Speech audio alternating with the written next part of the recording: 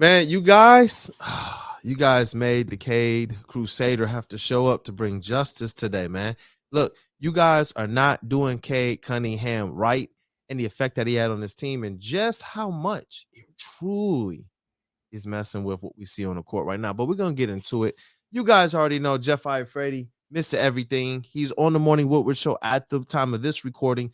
We're going to do something as soon as he's off after this show. It will come on as well. But you know me, Brandon Dent, aka Detroit, aka Crusader today. But we got to get this very, very special drum roll going. Hey yo, welcome to the legend and shout out to Detroit News, Rod Beard, brother. Welcome. And how are you doing this morning? I know your inbox has to be trashed right now with how the Pistons have been performing. Man, just tell me how you doing today, man. No, I'm in a good place with my inbox. All of the crazies kind of go to the spam folder, so I don't have to worry about too much of the crazy talk. I've got it figured out. So the crazy ones don't even get them. Never even get them. I gotta let the people see the shirt now, man. Some of the people may know it from our table talk, man. The Cade Crusader has to come out. He was on all summer. Go back and definitely check out those episodes. But I gotta let them see the shirt. There you go. There you go. It was a big hit, man. It was a big hit. I remember last when we drafted him, these shirts were really, really popular over at Woodward Sports, and it became a thing where we realized this is our protector, man. This is our everything. This guy, I said he was going to put up all-star stats coming into the season. I said it, Rod. We talked about it all summer. 25-5 was going to be realistically attainable for him. And some people thought, well, yeah, but it's going to have to wait until after the All-Star break because he's notoriously a slow starter. And they continued to say he started slow this year and put up stats that make a lot of people question Cade Cunningham. And it's really starting to get to me because the numbers just suggest something completely different. Like people are saying things like, you know, is KC perfect? No. I believe that there's a lot to people's complaints as it relates to his rotations. I do believe that there's something to sticking with people a little longer, but he has also stated why he's doing this. So it's like, would I do it even in development years? Sometimes, maybe. I don't know, but I'm not in his seat, and I don't mind getting into those things. But when you remove a player from the rotation like Cade Cunningham, who was one of the better fourth quarter players last year, like, do you understand in the fourth quarter, Cade Cunningham himself was a plus 30 on the year? Cade Cunningham. That's wild when you think about it. And I got some other stats here that kind of prove and dictate that Cade Cunningham was something a lot better and effectively what this team is missing, what they're trying to work out. And this is the nuance. I'm gonna wait for Rod to get back on. This is the nuance here. If this team is so dependent on the Cade Crusader, wouldn't it behoove them in a year where they don't have him, where they have a year to kind of throw away, where they have a year of development, where they have a year where you kind of want to get a higher draft pick, to try and put these guys in position to be able to learn themselves? Rob, what I was just saying was, in a year where you don't have Cade Cunningham, where he was so good for this team in the fourth quarter, especially post All-Star break, this team was 10-14. Because this guy, he tried to tell me that having Cade Cunningham, in the lineup, he said it didn't help towards winning last year. And I said, whoa. You look at the games that Cade Cunningham played in post All-Star break. There was over a 300-point swing in the team's winning percentage, and Cade Cunningham's stats, Rod, went from the pedestrian slow start to all-star level stats. That's why his numbers ended at like 17-5-5 at the end of the season, because he was putting up 7-7 in those 24 games after the All-Star break. And we talked about that. Yep. Yeah, we said it. And what I was trying to tell people is, in a year like this, if you lose a guy of that impact, of that magnitude, isn't it going to show? Isn't it going to say, hey, what's up, Sean? Isn't it going to show? It should show. This was a guy that I said was going to have an all-star level impact. If you miss a guy like that, if any other team in the league loses their all-star level guy, you're going to see it. And so I get it. We didn't see all the wins we wanted to, but if you're going 10-14, in a season that you won only 23 games in, and it's mainly because Cade Cunningham and that pick and roll connection that he had with Bagley and such, and we cannot underestimate the other thing. What was his name? Jeremy Grant's defense was official. We talked about that all summer too. We did. But I want to give you a chance, man, to jump in and talk about this while I get these Cade Cunningham numbers up here, and I got them. I got a few So of them up, but I want to get the rest. so let me give you some rules of engagement here. First thing, when people make points and it's a ridiculous point, you can't even engage with it because you're not going to convince them of anything. So if they're saying Cade doesn't impact winning, okay, well, that's it was good talking to you, bro. I got nothing It's for you. just already over, bro. If that's what you think, I got nothing for you. Have a good day. Happy New Year, whatever. But you can see how the organization is approaching this, because without Cade, Killian starts, obviously, but they're not even going Corey Joseph as the backup. They're just going to say, you know what, Jaden, go do what you need to do. You're going to need to figure out how to handle the ball and to run this offense at some point anyway. So go ahead and do it. That tells you everything you need to know about the impact that Cade has. Is they're punting on, let's go in and try to win a few more games. It is all about development at that point. Let's get Jaden handling the ball a little bit more. Let's give Killian a huge chunk of minutes and put him in big spots. And I think that's the other day talking about against the Clippers, the fact that he wanted the ball in that clutch time and to take those free throws, he missed the second one, but it's about development of Killian and development of Jaden. And that's what I'm talking about, man. And that's what the rest of this year is. And anybody who can't see that, hey, Happy New Year, bro. It's a development year. At best, this was a playing playing year. Like, at best, with Cade Cunningham playing at the levels we thought, we put all of this on wax. And we said if anything is off, they're not making a plan, and this team is going to sit around 20 to 22 wins. If you don't have Cade, it's going to look like you're on pace for 18 to 19 wins, which is what's going on right now. That's the case. And all right, look. So I got some of these Cade Cunningham numbers here. This year, his last 10 games of the season, before he, was out, and this includes the clunker against Boston, but he was hurting. I got to talk to some people that are directly connected to them. Until I can reveal their names and all that, I'm just gonna let you know the situation. He wanted to go again. He wanted to play right then and there. Cade was like, this 4 points against Boston, and didn't sit well with him. Cade is mad right now that's the last game on his stat sheet, on his box scores for this season. He wanted to go out and play again, but only he was game hurting. in single figures. Only game in single figures. The only one. So mind you, these stats include that. Those last 10 were 20.6 points per game. We say we can get to 20 points per game, right? Some people say, nah, he's going to get to that 18, 19. If he can only average that, last season at 17 and I was like, guys, but that shows that his trend was that he's going to be scoring 20 points a game. He's at 20.6 points per game, 6.5 rebounds per game, 5.5 assists per game in 10 games, the last 10 games, with the single-digit 4-point clunker against Boston that he was raring to get back going, even though from everything I was told from some sources pretty close, that leg was bothering him, and it was bothering him a lot over these last 10 games. But Rod, he put up the 25 and 5 we said would be all-star worthy. The same thing that LaMelo put up that got him, snuck him into the all-star game.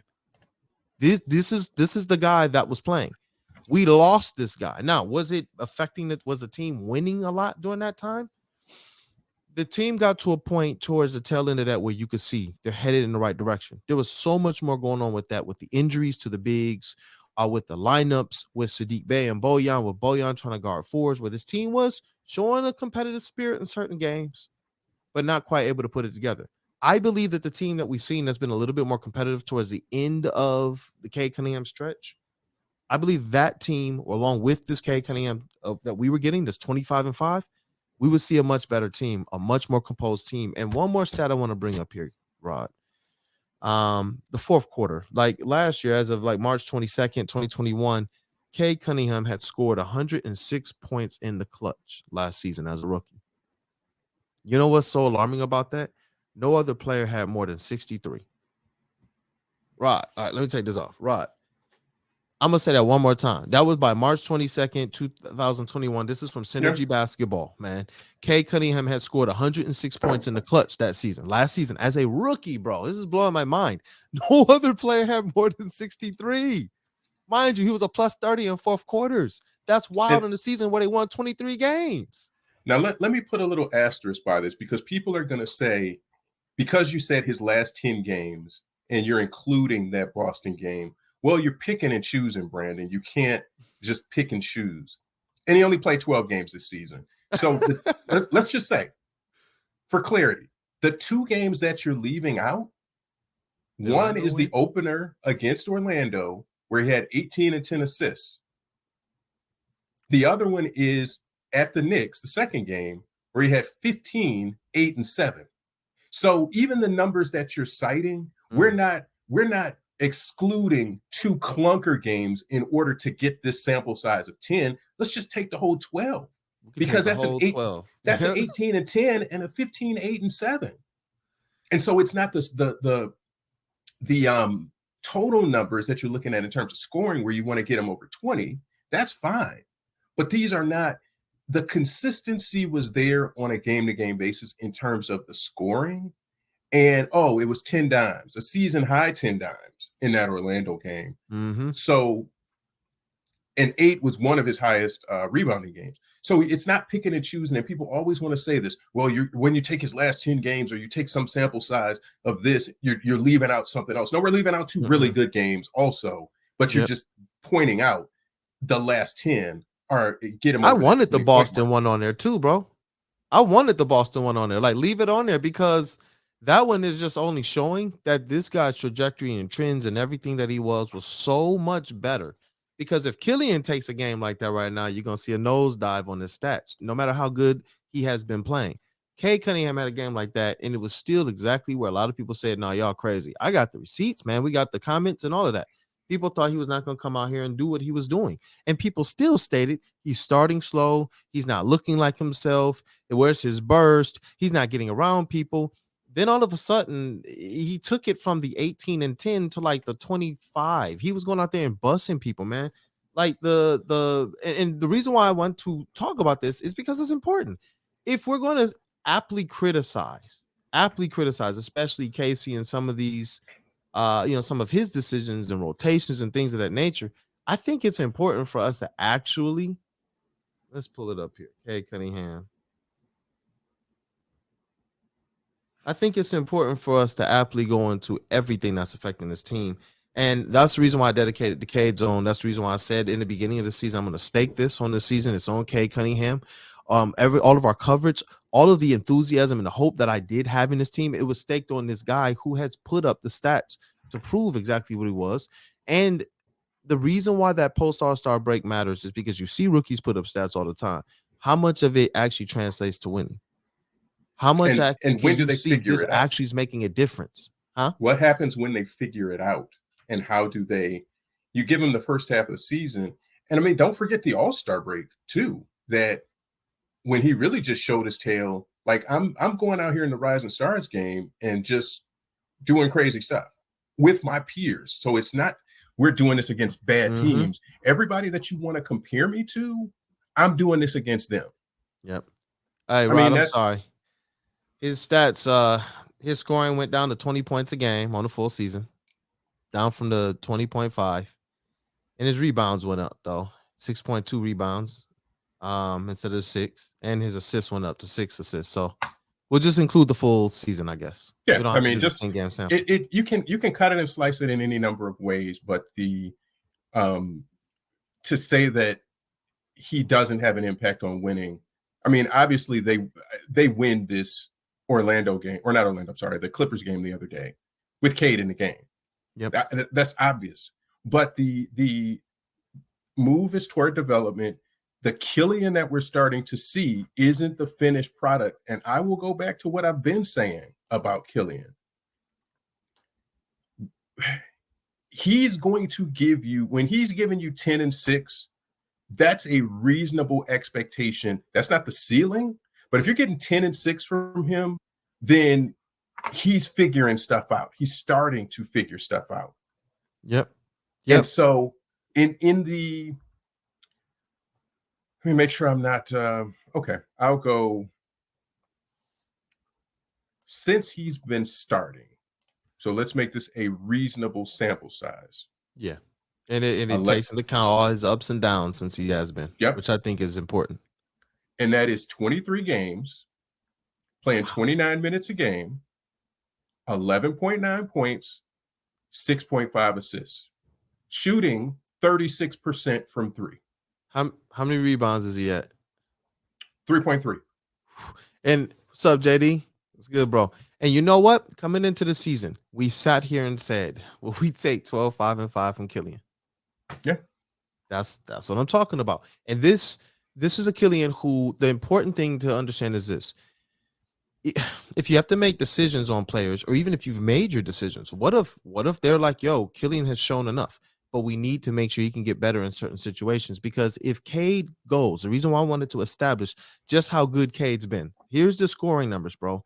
Even while they struggled, 18, 15, 22, 19 to start the season. Everyone said, in his assists, 10, 7, 4, 3, and 6. Everybody said he started the season slow. And then what did he do after that game? Mid-range Cade came, right?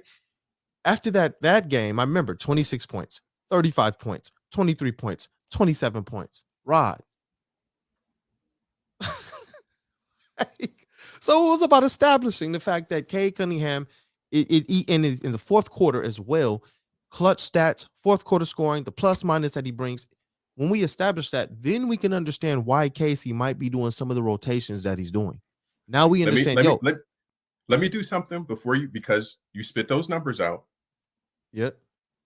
26 against the Hawks, 35 against the Hawks, 23 against Golden State, and 17 against Milwaukee.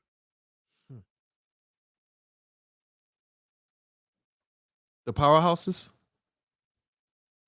some playoff squads and such. You see what I'm saying? And it's,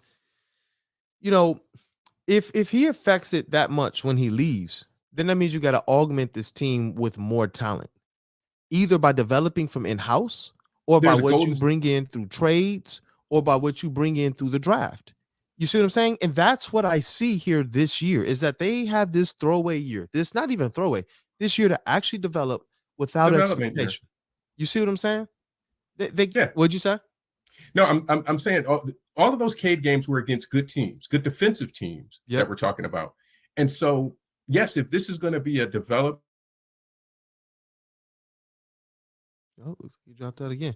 And I think that's where he was going to, is that this is a development year. This is a year where I want to see. It is very much, and it's. Oh, looks like he's cutting out again.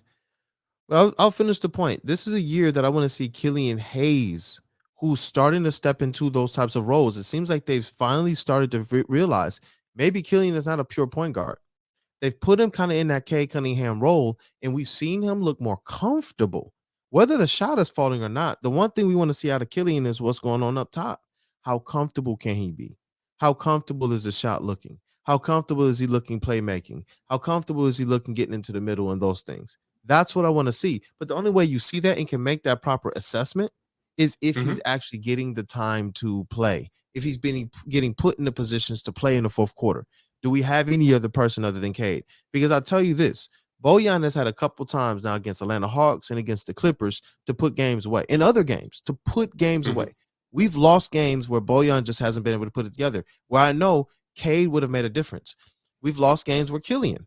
These are guys that if Cade is not there, who are you going to depend on? Sadiq, Bojan, Killian. In the future, you're going to hope that Ivy and guys like that can be there and be dependable.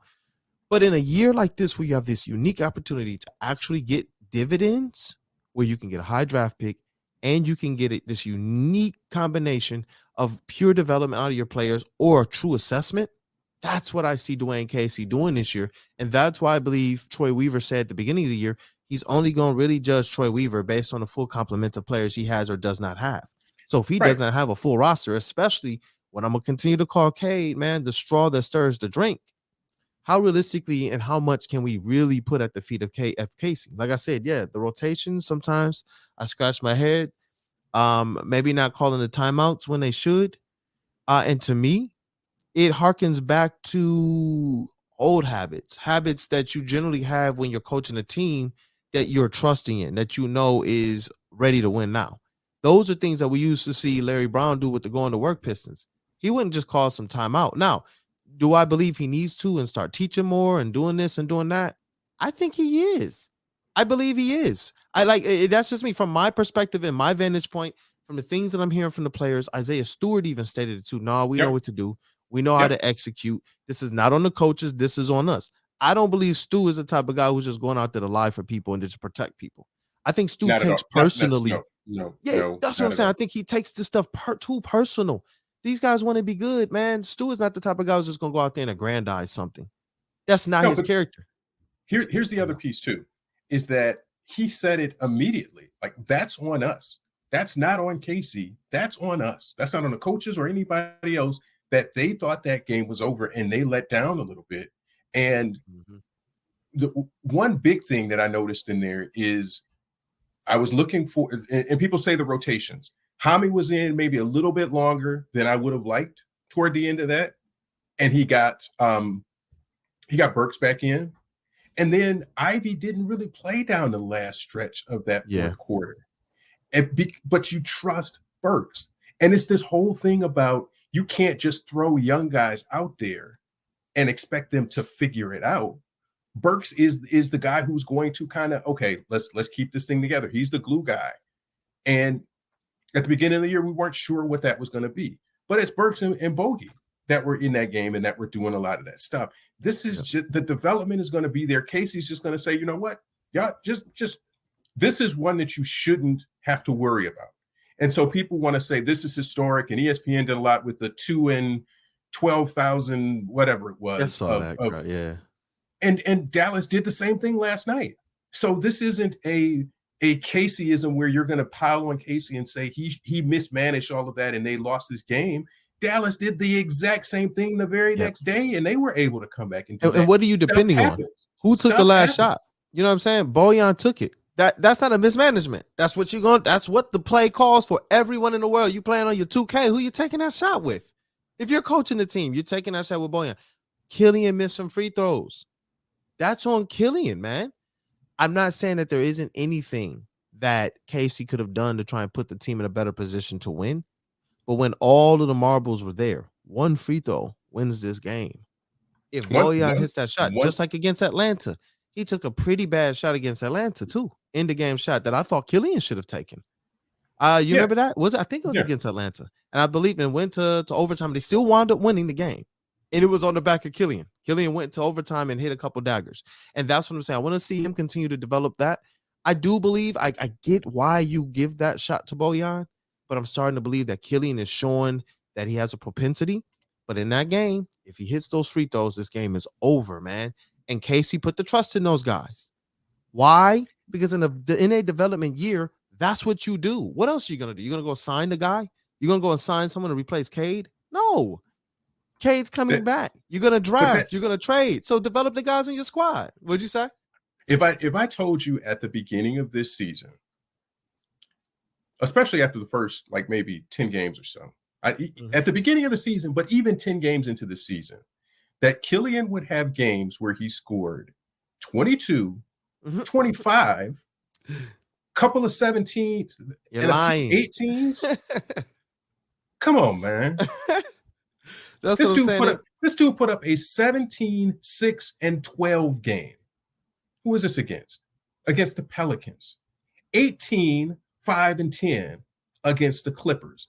And that is Reggie and John Wall, he's primarily defending. And there were some sequences where he's defending PG. How the hell is Killian defending PG? And people want to pile on that and say he's not good. I just want intelligent conversations with people, man. He's going to be better, and this is the year of his development. And this is the year that they're going to say, hey, you know what? Either you're going to sink or swim, bro. This is your third year. We got to figure out whether we're trying to pay you or what we're trying to pay you on this next contract. And we got to see a big sample size. I swear we said all this, bro. Keep going. It's just like I feel like this show tried to serve the purpose of letting people know exactly what to expect on the season. That's our job, is to be so clued in to be able to not be surprised when it goes the way we said it could go. It's not about we were right. It's about, okay, we sit in these chairs. The Detroit News brought you in because of the proficiency you showed, especially covering U of M basketball and things. Your job is to stay clued in. And it seems like a lot of times when you kind of report on that, or we look at it and say, okay, this team is going to be a 22-30 win team. That's what we said. We said this team is going to do these exact things.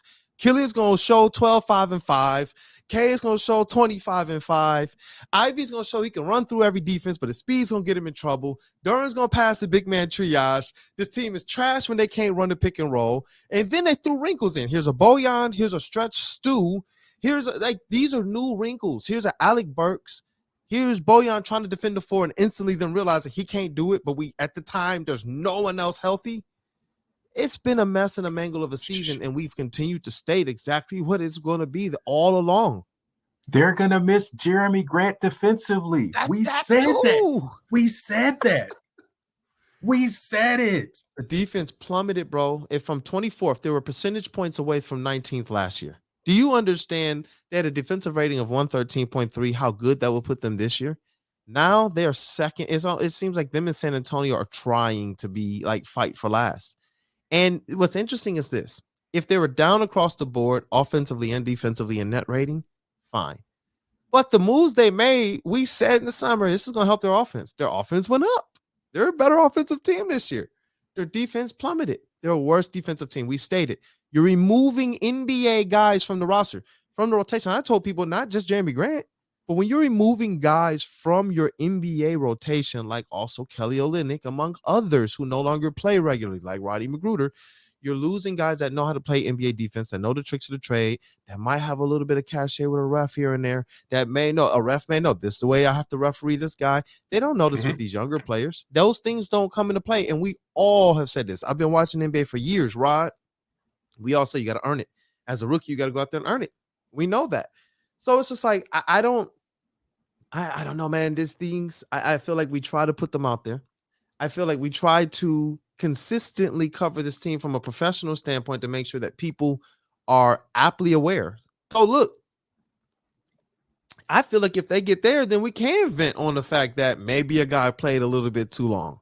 Maybe we can say, hey, Casey, if it's a development year, maybe we should be playing it this way, looking at it that way. But it's like we can't even get there if we cannot acknowledge the fact that this team is exactly where we said they would be. Yeah, why are we going to overreact to that? Right, but here's the thing, and I learned this as a journalist years ago. Everybody doesn't read everything that you write, not everything.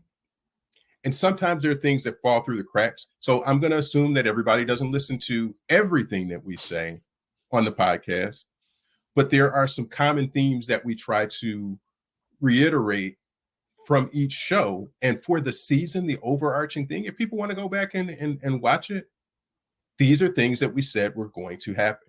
We specifically said these are things. Let me just hit a couple points before I have to leave. Definitely.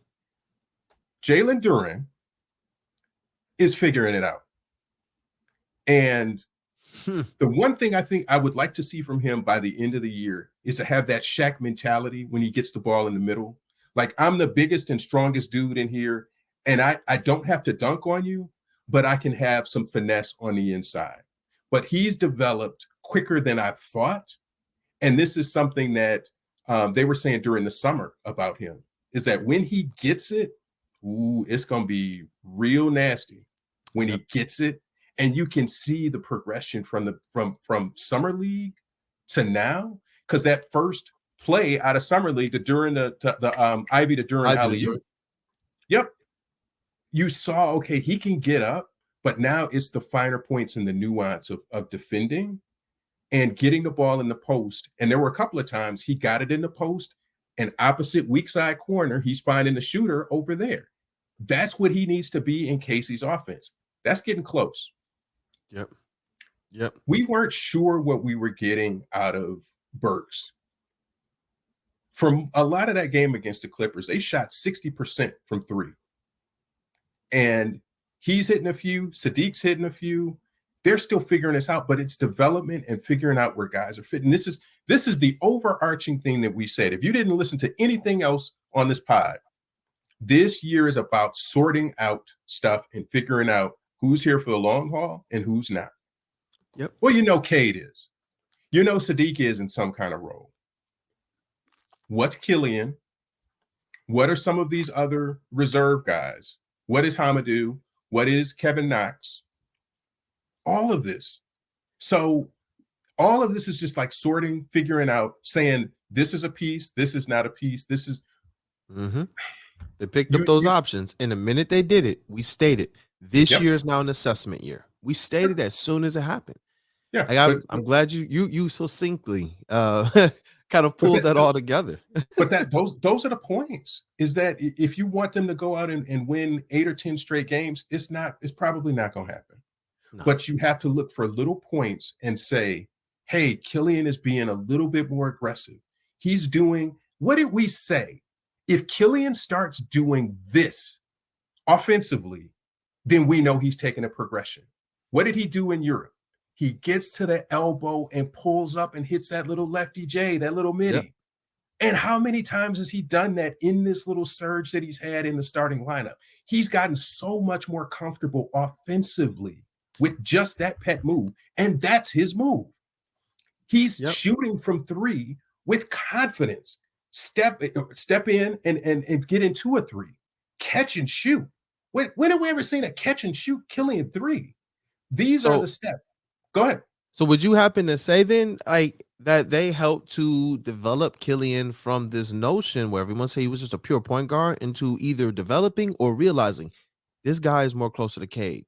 He might not have the overall effect and impact, but his style of play is more kind of combo guard.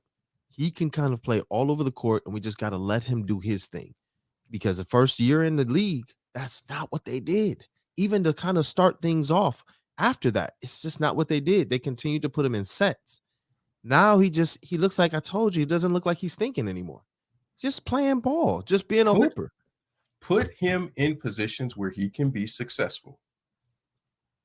If he's in the corner or he's on the wing and the ball moves around and it gets to him, he has the confidence now to step into that shot. He's not passing that shot up. He's engaging in that. Getting into the paint, get to the elbow, and that's his shot. He's doing the things that you want him to do in a development year, in a progression to see what he has. He wasn't doing that last year. You weren't seeing 17 or 19-point games. He wasn't starting. The minutes are there now, but he's in a different sort of flow. Can that work when Cade comes back next year and he's back in a reserve role? It's not the minutes. It's going to be the confidence and the figuring out, this is my game and this is what I should be doing. Just do that. On a smaller reserve scale, whatever your minutes end up being, and out of it's 20 minutes, who knows? Do that. And you'll be okay. And you could see some 3-guard situations with him and Ivy, because if he's big enough to guard PG in, and not regularly, but even on switches, and you feel like he can hold his own, that man belongs on the court somewhere. And he's going to find more minutes that way. But it's the snap judgments that people are still making. And we've talked about this any number of times. You can't make snap judgments and say, this is what this team is. This is what any individual player is based off of small sample size. You have to look at the goal and what positions they've been put in to succeed to do that. Exactly. Because what's the value? How do we value how much unlocking Killian, and potentially, who knows, maybe being able to get him back on some type of a team-friendly deal. Who knows what happens on their next deal? Who knows? Or maybe he actually works himself up to the level of value that he's hoping to be compensated for. But what this year has presented for him, we know what Cade is. We said 26-5. Go have a seat. Come back next year when we sign you a couple more players and we know exactly how to augment around you now. But with a guy like Killian, a guy like Sadiq, we got to know what these guys, past Pistons teams, just pay him. Just here you go. It wasn't everyone's gripe with Drummond. We didn't know what he was, or the people thought he was. We didn't know what he could develop. We didn't know what he could trend, what this. And then people said, we like him, but he's getting paid too much. And that's what the Pistons have traditionally done with their rookies, giving them that second contract, not vetting anything. We got this unique year to do it. And with Killian Hayes, I'm glad with the trajectory and the trend that he's on. And I'm hoping that when he goes back to the bench, that he carries the mentality that I think they're actually trying to develop in him. You just shoot. I don't care, bro. I don't care. Do not go out there looking to pass to nobody. You will do that instinctually. Go out there and look for yours, get to your sweet spots and do it. And I'm glad that the Pistons, whoever's in charge, You know, whoever would make that change or that development change or that, you know, that play design or whatever, whoever's making that, because it obviously cannot be Casey, right? Whoever's doing it, I'm glad that they decided, let's put Killian Hayes in his best possible position to succeed. Let's put Jaden Ivey in his best possible position to succeed. Because the last thing I'll leave you with is this. And this is interesting too. Because Jaden Ivey, Benedict Mathurin debate. I tell people, go look at those stats. Jaden Ivey over the last like 5 to 10 games versus Benedict Mathurin. He's smashing right now. Absolutely smashing. And I love what he's doing, man. I absolutely love what he's doing. Over his last 5 games. Yep. All right. No, I got his last 5 games here. I want to see if we can pull in a bigger sample size as well. But I wanted to talk about his last 5 because it showed the trend that he was on over the first trajectory that he was on to start the season as well. And he's up to 20 points a game, 19.5 points per game, 3.8 assists, and 3.2 rebounds per game in his last 5 games. And to just put that in comparison, his shooting numbers too. Don't let me leave that out, man, because I just want to make sure we squeeze everything in there, man, because I think people are getting a little bit different misconception of what's going on. Shooting 50% from 3 during that same time, Rod, and 48.5% from the field. That's Jaden Ivey. His threes over the last 10 games are still up over like 38%. So we can stretch that sample size out. But right when that Benedict Mathurin, Jaden Ivey stuff started to really be a thing, Benedict Mathurin in comparison, 12.2 points per game, 3 rebounds a game, 1 assist per game. And when he's not scoring, he's not doing much else. I like him personally. But when he's not scoring, the last 5 games, 18% from 3, 36% from the field, not a lot of assists, not a lot of playmaking. The defense is less than Jaden Ivey's. If people cannot see and look at this team from that perspective, then I understand why people every single game are going to say the same things rather than actually looking at the fact that this team is being primed and oiled. This is like when you got those old lawnmowers, you got to oil and prime it. Yep. Because when you pull the chain, that's when Cade comes back next year. You got to hit the ground running. Rod, this is next year. I'm not going to be like this about this squad. I'm just not. So I hope people can understand that. Next year, expectations, play-in is a must, man. Like I don't care what anybody thinks or says. The cap space, the capital, the GM, the coach. Coach Casey is a good coach to me. The players, Jaden Ivey and Cade Cunningham and Jalen Duren, because we sitting here talking about Batman and Superman. Jaden Ivey's no sidekick. Is Jalen Duren a sidekick? That's just another Justice League member, bro. Hey, that we will get to that on our next episode. We will get there. I think that's the wrap there, though, man. I appreciate you, Rod. Anything else? Anytime. No, this is a teaser. I don't even want to get into this. Isaiah Stewart, do you know what he is right now? Is the book kind of closed on the questions that you had about him? Ooh. Because we said at the beginning of the year, if he's making that switch to 4, he has to be a competent 3-point shooter. And let me get that doing number. It. Are you? He is 38%. 38% from 3. Are there any more questions about Stu? We know what he is defensively. The big question was, can he make that switch to 4? To the 4. We'll leave it as a rhetorical. We'll leave it as a rhetorical. We'll talk about that. But I think I'm good on Stu. I think I know what he is. He can be a 4 or a 5, and I'm just good with that. I'm good. I don't need to see very much more from him. Let's start tracking and trending these things. I think that's a good trajectory. If we're saying that this is a development year, instead of coming on and kind of venting and exasperating, I just want to follow the trends, track the numbers, because these are things that should get people excited. We look at these squads that go from no wins and struggling, but we look at them from across the way and say, they have promise, and all of a sudden they're good. Out of nowhere, just, oh man, they signed 2 people and they're good. They drafted 1. Guys, the Pistons are going to have a good draft pick. Maybe multiple good draft picks. Like, let me do it. Let me do it again, right? Is anybody going to be surprised if the Pistons come away with 2 first-round picks, let alone 2 more lottery picks this year? I wouldn't. That's just me. Yeah, you might have to move some other roster pieces, some other young guys to make that happen. But I'm not discounting it. I'm not gonna be shocked if he instead opts to use up the cap space to get another one. I wouldn't be surprised if he just said, you know what? I got 54 million. You're trying to get your cap space. I need another first round draft pick. Yeah. I wouldn't be surprised. I wouldn't be surprised, folks. All right, we'll save that for next time. Next one. Man, let me get this drum roll going. Look, y'all, my name is Brandon Dent, Detroit Kool-Aid. For Jeff Iafrady, Mr. Everything. Gonna get this drum roll going for the legend. Hey, yo, Detroit News Rod Beard, bro. Thank you for rapping for me, man. Thank you for rapping with me. Till next time, y'all. Until next year. Till next year. Happy holidays. Merry Christmas. Hey, y'all, have a happy and a safe new year. Definitely. Don't be going in too hard unless you got at least some responsible people around you. If your Cade Cunningham isn't around you, don't do it. Don't do it, guys. Call the Cade Crusader. He will be there to help you, okay? I think we're good to end on that one.